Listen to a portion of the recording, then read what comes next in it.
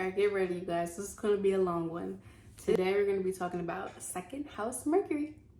So, 30-second overview. Mercury is our communication of all kinds. It is our texts, our phone calls, even our sticky notes, our mail, our email, verbal or written, our words, our literal voice, such as the sound, the tone, if we have an accent, if we have a stutter, anything like that.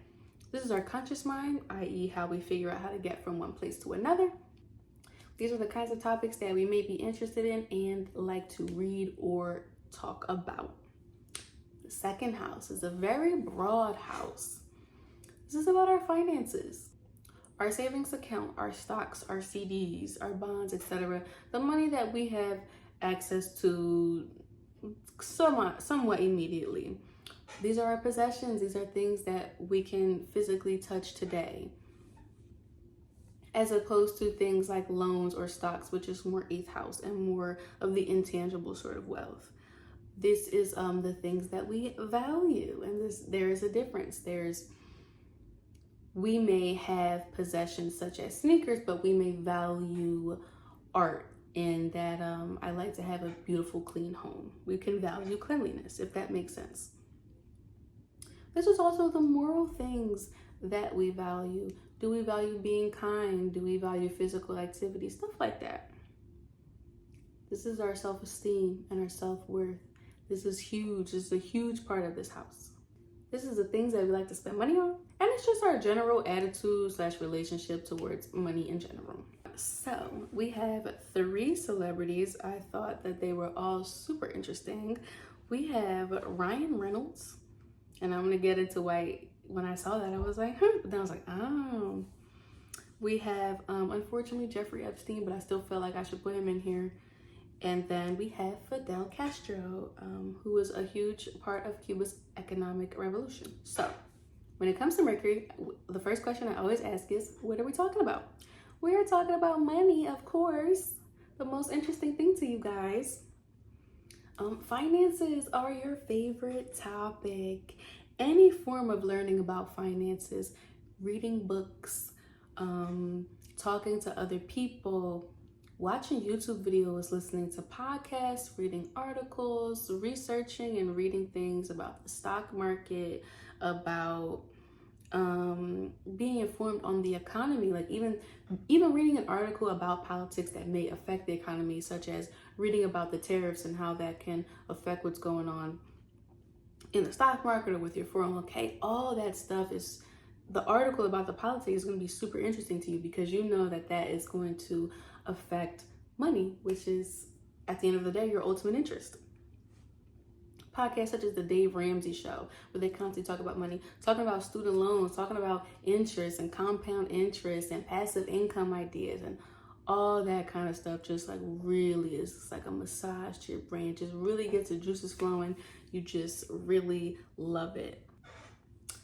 And that's because financial literacy is more than just putting your money under the mattress. Financial literacy is more than just, I made $5,000 this month and I'm going to save $2,000. It is about, like I said, compound interest. It is about knowing the difference between a 401k and a Roth IRA. It is about knowing these different things about, and all of this stuff is stuff I've learned off of Finance YouTube, which is probably your number one place. If I go on your YouTube suggestions, it's going to be so much like finance stuff. That stuff is super interesting to you. It's about knowing, like, for example, I didn't know until a couple years ago, till I was in my 20s, you can borrow up to half of your 401k as a down payment for a home. Those kinds of things are like key, like things that you lock away in your brain. You're so happy to know that stuff, because a lot of people don't. I didn't, and it helps you to learn. Like, that's what financial literacy is, learning that. Learning about travel credit cards, learning about what makes a good credit score. I know so many people who say, oh, well, I don't have any credit. And some people say that that's worse than no credit, and they just don't do any research or try to figure out how to get better. But you guys are just insatiable. You just love to learn about how can I make my financial situation better, just my whole financial life better. You want to make it so that no matter what, you love stability. That's really the energy of Taurus and of the second house. You want to make it so that no matter what happens, recession, depression, you get fired, you get divorced, you have a kid, you want to go on a trip, no matter what happens, you just got it so on lock. Like everything is like a well-oiled machine, like that nothing can really shake the stability that you really aim to have. And so that's why you take time to learn so much of this, to learn tax law. So you are the type of person who can even be like, oh, I'm an Uber driver and I bought Wooders for my passengers, and you use it as a deduction, even saving the receipt for small things like that. And that kind of stuff adds up.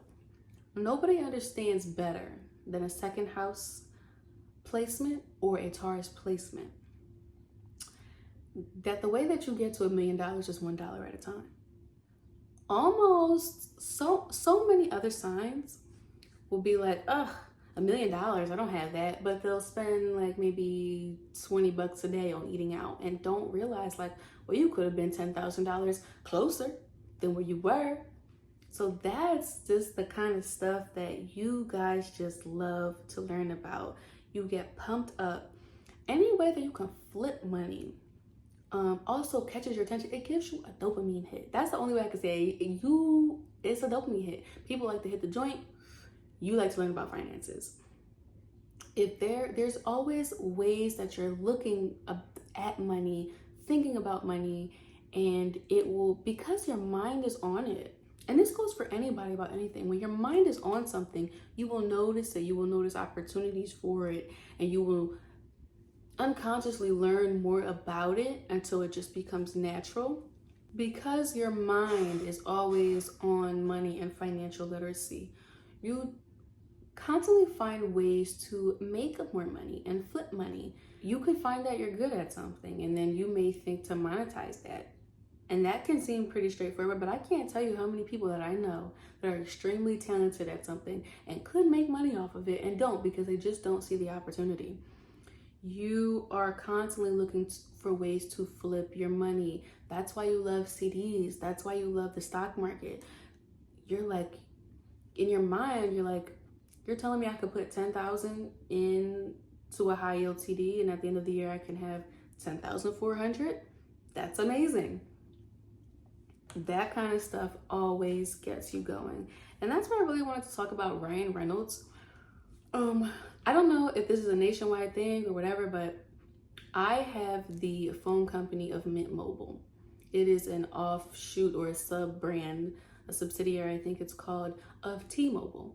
And they offer you a phone service. You can choose between $15, $20, or $30 a month. And I feel like the standard has been for so long to be $50 a month.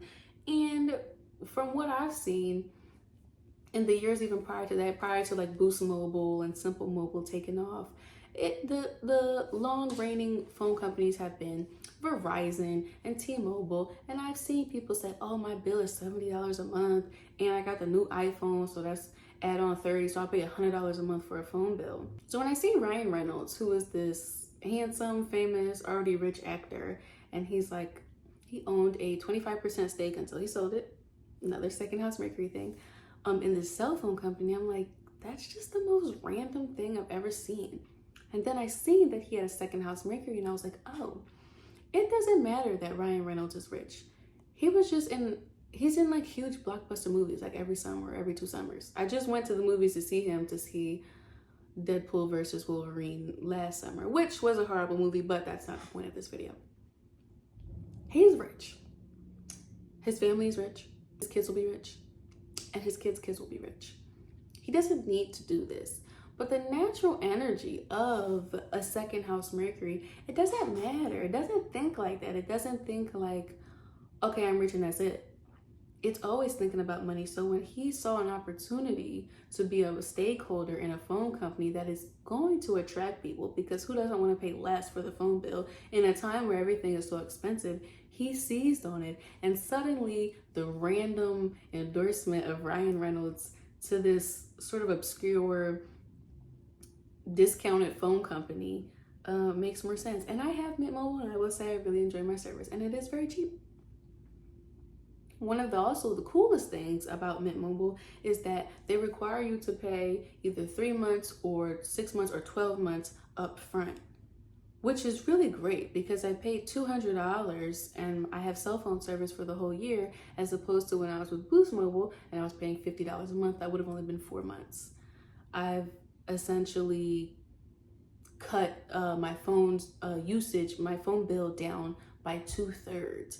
And you feel smart and you feel good with your money when you do something like that. I know I did when I paid for it. And so that's why I feel like he was just so great for that. And now that I'm talking, even one of the commercials, he says, at Mint Mobile, we're always looking for ways to save you money. I think he's just such an interesting example of a second house Mercury. I also wanted to talk about Jeffrey Epstein. I'm not going to talk too much about him, but I will say that his wealth, he was a very cunning guy, and not for the right reasons, but his wealth was definitely a way that he used in order to get what he wanted. And that's something that can also be representative of a second house Mercury, of like, how can I use my money to make more money, but also how can I use my money in a way that helps me, that helps get what I want. I watched the Netflix documentary Filthy Rich, interestingly enough, that's what it's called, about him and how he used his money to pay off people, and how he used his money to pay the girls and the other people who would recruit younger girls. It was sort of a Ponzi scheme, but he was always thinking about how can money help me get closer to what I want. And also very rich. You guys, second house Mercury, unless it's afflicted, and I've seen this, I've seen very poor people have second house stelliums and second house Mercury, second house Jupiter, but that's because it was super afflicted. You have the capacity to be very rich in your life because, like I said, your mind is always on these topics. Another very interesting guy is Fidel Castro. Fidel Castro, and I did a lot of research on Cuba, but it was so much, and I was like, this is about astrology, not about Cuba. But basically what I was able to glean was that Fidel Castro, when he was rising to fame, sort of touted to Cuba, he did tout to Cuba that we are going to be an economic superpower. He promoted financial prosperity as a part of the reason why people should trust him and people should let him be in charge. And he used it as a main staple, like many dictators do, to try to garner the interest of people. And who doesn't want, just like in the Mint Mobile commercial, we're always looking for ways to save you money. Who doesn't want a leader to say that? Whether it's true or not, whether they do that or not, is a different story. But him speaking about that, it shows that he's using his second house Mercury. And so I thought that was another great example. And he did some of his ideas, some of his ways are not great, they're pretty bad. But some of his ideas and his implementation of certain laws did help Cuba's economic growth at the time where he was in power. So, you take the good with the bad, I guess, with that one. And that's because when you have a second house Mercury, you really love learning, teaching, and sharing this information with other people. So like I said, you're going to just love learning about this stuff, any kind of books or podcasts or stuff like that. You love to take that in, but you also love to teach. You also love to share. I have a Taurus moon roommate, and she just shares different things with me about finances, about travel credit cards, and about how they work. And it's just something you really love to talk about. It really gets you revved up, and people feel like they can trust you, especially when you are doing well. They're like, I felt like that with my roommate. I was like, okay, you seem like you're doing well. Let me try to do things like you. Let me try to take a bit of advice from you. So it's really like a beautiful thing to teach somebody how to walk through the world and get the most out of their money. You don't even necessarily have to make more money. You're the type of person that you could come in And even if somebody made the same income, like not even $1 more for 5 years in a row, you could teach them on year 2 how to manage it better than year 1. And by year 5, they'll be so much better than they were in year 1, even though the income never went up. But the attitude, like I said in the beginning, the relationship and what we do with it and how we grow it. Money in your mind is like you're planting little $1 bills in the ground, and you want little $5 bills to grow, and you really know how to do that. And there's ways. So if people have questions about that, we all should look to you. You also super enjoyed the intangible part of our relationship with money. For example, the concept of minimalism or our spending habits, the psychology of money. I bought that book for my family members. How we relate to money, hoarding to make up for childhood wounds, etc. So to get into this a little bit, for example, when I'm sad, I like to go out to eat. I don't really ever go out to eat except when I'm really sad and I'm just like, okay, I need to go out to eat. I need to get out of the house. I need to be around people. It's very expensive. If someone constantly is at Starbucks and they're spending $8 a day, which is so easy to do, 5 days a week. Oh, that's $40 a week. That's almost $200 a month. That could go towards your car note. That could go towards your student loans. That could go into a retirement account, go to your kids. It could go to your health insurance. It could go to anything. It's not, like I said in the beginning, about how much you make. It's not about how much you put under your mattress. It's about how we relate to it. Minimalism, for example, is a movement that I joined maybe right during COVID. And it says, basically, you don't buy multiples of stuff that you already have. You only need one thing at a time. You wait to buy something when another thing runs out. You don't buy things that are disposable. You buy things that are reusable. You try not to buy things at all. It's a relationship that we have with our money. It's not about, I'm not going to buy this one thing or this other thing. When I'm out, I think to myself, do I need this? Or do I just want it?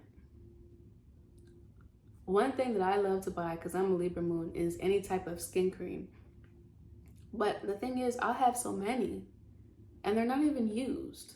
Girls do this with makeup, guys do this with sneakers, I've noticed.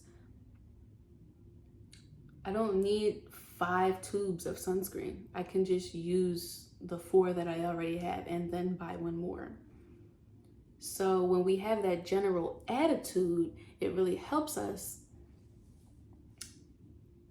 because it's not about this thing or that thing. It's a general question that we ask to ourselves and that we can carry throughout our life. I don't know if you guys have ever watched the show Hoarders. I personally find it very interesting as a psych student.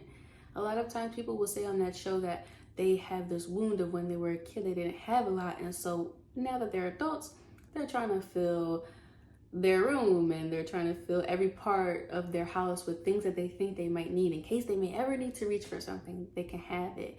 And that can become very expensive. And a lot of times we can see on that show, if you've ever watched it, that most of it is junk. Or the stuff that is good is crushed under a bunch of trash, and then so that becomes unusable. So you really enjoy thinking about your attitude towards money. You also really like talking about your self-esteem. And for a long time, and I've been learning astrology for over 16 years, I didn't understand these 2 parts. I just thought second house equals money. And I didn't understand the self-value and self-worth part. But it's a very common human experience, astrology aside, that the money that you have in your bank account can reflect your self-esteem. If it is low, we may feel low about ourselves. If it is high, we may feel high, or we may feel like we should be high. If we are a young man with a nice car and we have a designer shirt on and we have a lot of money, we may feel like, well, of course a girl should want to go out with me. And then you might get rejected and you just can't fathom. Not saying you, but like a person, any person. could just go home and be like, I don't understand. I don't understand how she couldn't want to go out with me because I have all this money. Your self-esteem is tied up in the money. I actually dated for a short time a person who had Sun and Mercury in the second house, and pretty much every conversation where I was trying to get to know him, he just kind of reverted back to his money, how much money he made. He went on a trip one time and I was like, hey, how's your trip going? And he's like, yeah, like we just got back to the mansion. He just always had to like throw that in there. And it was just like, that doesn't move me at all. So that ended very quickly. That's the relationship that we can have. And I think, as many of us know, the average American, when we struggle, when we live paycheck to paycheck, we may not feel so great about ourselves. We may feel, especially with this hustle culture, damn, I should start a side business. I should be making more. I should save more. I should be more ahead. I should have more money. Oh, I want to go on this certain trip, but I have to really prepare financially for that. And we may think, oh, I'm a certain age, I should be able to do these certain things. And we can start to really beat ourselves up because we think money in the bank account equals the amount of self-esteem. And really, the two are unrelated. You can have so much confidence in the world and you can be homeless. You can be the richest person in the world and not love yourself and also be unlovable. So many humans can link them, and it is really our job to understand why they are separate. And that is how they sort of end up in the same house. So you like talking about self-esteem. What actually adds to self-esteem? Is it how we treat ourselves? Do we keep ourselves a clean space? Do we treat ourselves well, how we would treat a loved one? Do we treat other people well? Do we have purpose, like Maslow's hierarchy of needs? Do we groom ourselves? Do we feed ourselves good food, or do we just eat junk all the time? This is stuff that's going to add to our self-esteem. And when our self-esteem is low, we're not going to be so good in these areas. And when our self-esteem is high, we are going to be better in these areas. Do we get physical activity? Do we get enough sunlight? Do we put our phone down sometimes and just go for a walk in nature? Stuff like that is self-love, is self-worth. It's like, I don't need any of that stuff to just enjoy life. God put us on this earth, I believe. We don't need a phone or YouTube or Netflix or Instagram to feel good. I should just feel good just because I'm me. That's how each human being should feel. And you also are very interested in what takes away from self-worth. Attaching our self-worth to our money, attaching our self-worth to our looks, attaching our self-worth to outward status symbols such as our degree or our car that can feel good in the moment. But I think we all know that there's different events that can happen and usually do happen in life from the universe that teach us, like, that's not where you get it from. It comes from in here. It is in you, not on you. And that is something that you guys constantly love to think about, learn about, talk about, and share with other people. What does self-worth look like? How can we tell if someone's self-worth is real or fake? Questions like that are very interesting to you. You also intake media about these topics as well. YouTube channels, books, podcasts, and stuff like that are very interesting, and about what true self-love looks like. And you may also want to talk about these things as well. Maybe you want to write or start a podcast, or maybe even just be a guest or something like that on what you know builds true self-worth and character. You are also very interested, as a little side note, about food and drink. What works well together, what pairs well. You may know that, like, I've learned that red wine goes well with red meat, and then white wine goes better with fish. You just may have a good palate for that. You may know, like, a lot about food as far as, well, you can freeze this thing, but if you, like, I was looking up earlier today, I'm like, can you freeze lettuce? And they're like, yeah, you can, but once you thaw it out, it's gonna be soggy, so you should do this with it. And that kind of stuff is very interesting to you. You really like good food, good drink. You really love a good glass of wine. That is all for you guys. You also really like thinking about your own talents, and this is very sign dependent. So for example, if you are a Libra, you are really going to love talking about your diplomatic abilities, If you're a Virgo, you're really going to play up your analytical and organizational skills. Each of us has a talent. Your talent is speaking, your talent is communication, and how you're communicating and what you're communicating is really going to be sign dependent.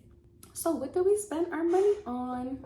We really like to spend our money on intellectual pursuits. We really like to spend our money on books. We really like to spend our money on classes, on courses, and things that we feel are going to make us smarter. You could really spend a lot of money at Barnes & Noble. But you feel that it's a good investment. That's another thing. You guys are not just penny pinchers. You're not just miserly. The whole idea of Taurus in the second house is, I want to spend as close to zero as I possibly can on things that I don't care about, on things that I need to, such as your rent, such as your car, or whatever you think is unimportant.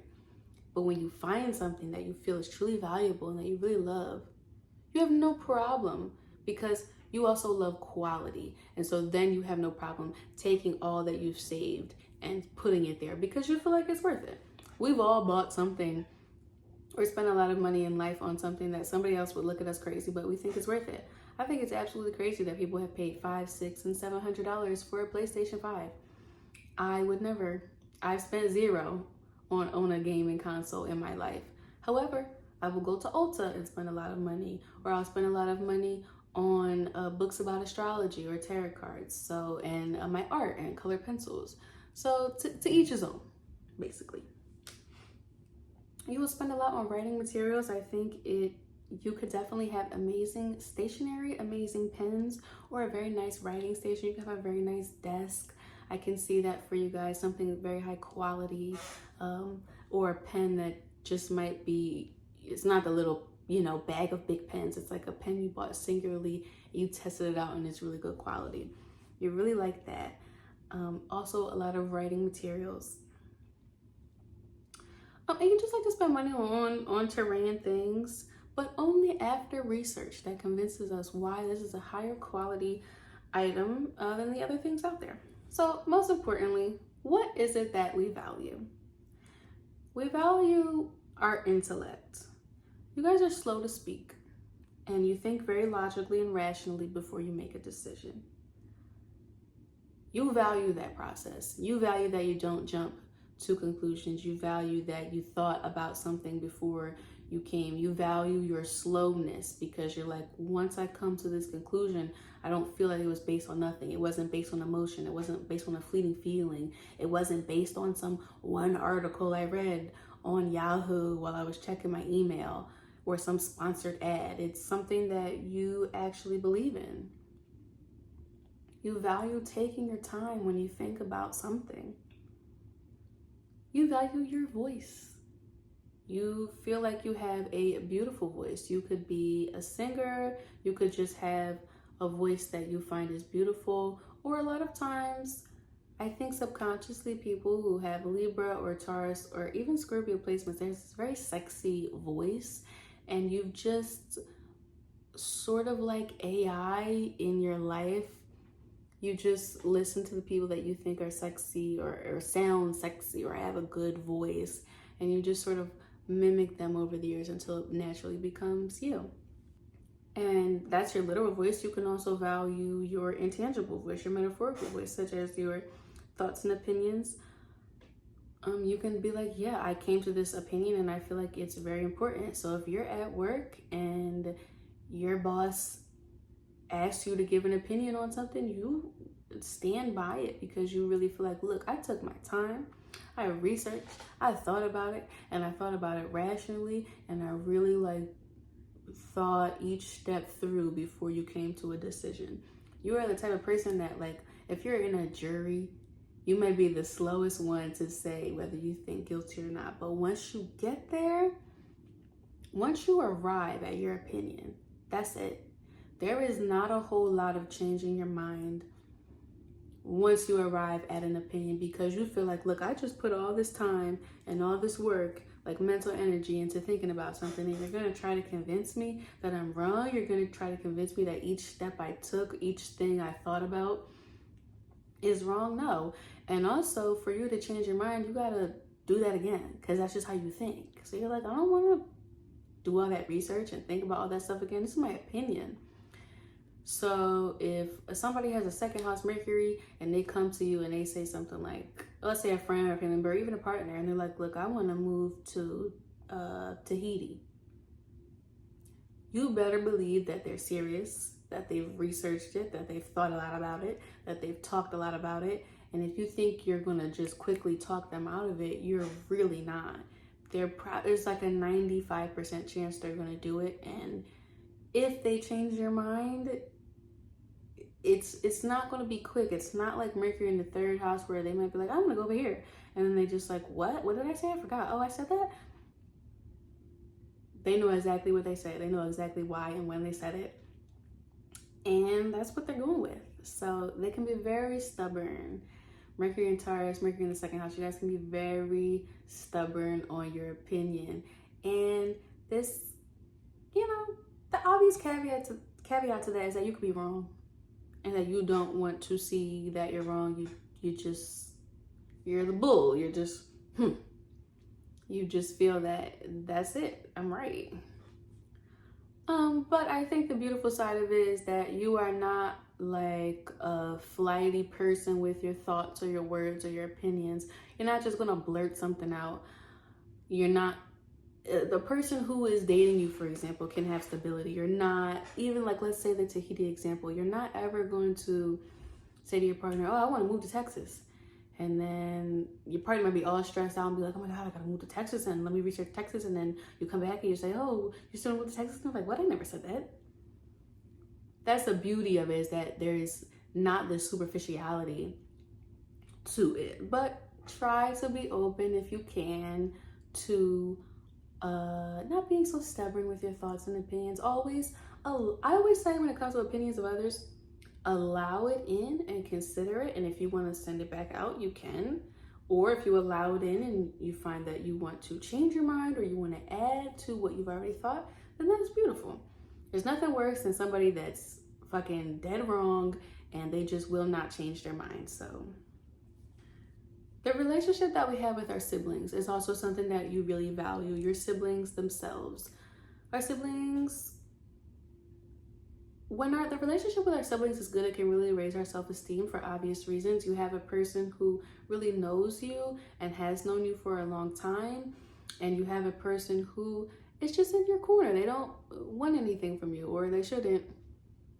In an ideal world, they can just be there for you and build you up and encourage you. I think everyone in this world wants to have a good relationship with their sibling. And I know people that have great relationships with their siblings and they're very happy. And I know people who don't really get along with their siblings too much. I have one friend, she has third house Pluto, really tough relationship with her sister. And it wears on both of them. Like, even though they both don't get along, both of them are not happy to say like, damn, I have a sister and we don't get along. So that's something that you value, and you value it, and it can raise your self-esteem. You value your sibling as a person. You value how you treat them and how they treat you. And I would say no matter what kind of relationship you have with your sibling, you really want to try to make it as positive as it can be. And if you have to stay away from them if they're toxic, then do that. But if you did, that would be something that hurts you because you want that to be beautiful, and that makes sense. You also value your things. To go without saying, but that's why I put it last. You value your stuff. You're not the kind of person. First of all, any Taurus placement, of course, you're gonna have nice clothes. You're gonna have designer clothes. It just goes without saying. But then because you value it, because you put thought into it, and you got the quality, you're not just gonna eat a sloppy burger and just drop mustard and just be pouring soy sauce and be like, oh, whatever, I got a stain. No, you value your things. You take care of them. You buy high quality things and you take care of it, and it will last for years. I've seen this with every sort of Taurus and second house placement. They buy good things, they take care of it, and it lasts so long that I'm in shock. It's so high quality. You guys are definitely someone who will keep things in the box. Could be items, could be sneakers. You keep it in the box. Even if you use it, you might put it back in the box.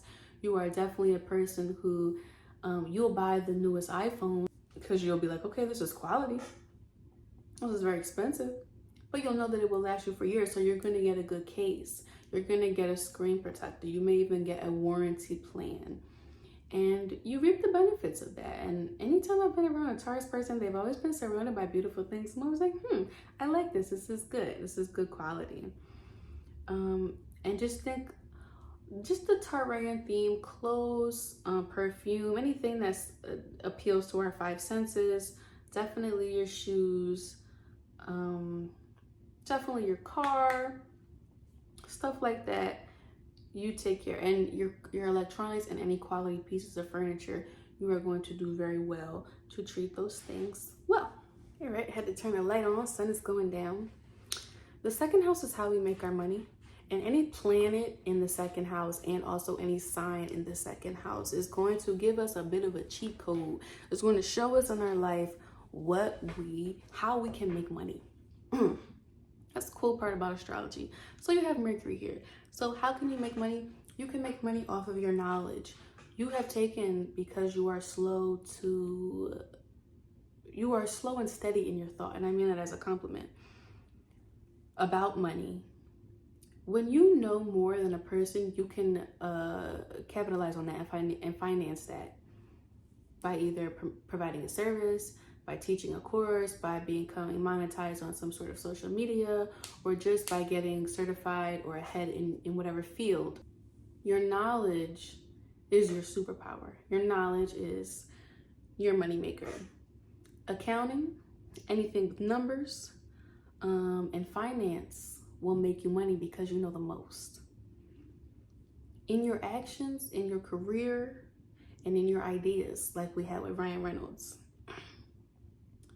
I think you guys could definitely start a finance YouTube channel, or you could even start a channel that's about finance, but it's not necessarily like about stocks. You could talk about like antiques. I've seen Taurus people, just all Taurus placements, really love antiques because you can really see the value in something that somebody else may be like, this is old, and throw it out. You may be like, no, that's rare. That can be sold. There's a market for this.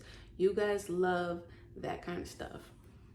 So, and that's up to you. Like, there's a million different ways that can manifest, but any way that you can take all that you've learned about finance and then capitalize on it in some way is how you'll make your money in this lifetime. But really, and this is not a super specific answer, you guys can make money doing anything, like anything. There's a business for any and everything. There are businesses that exist that I didn't even know. I'm like, that's a thing.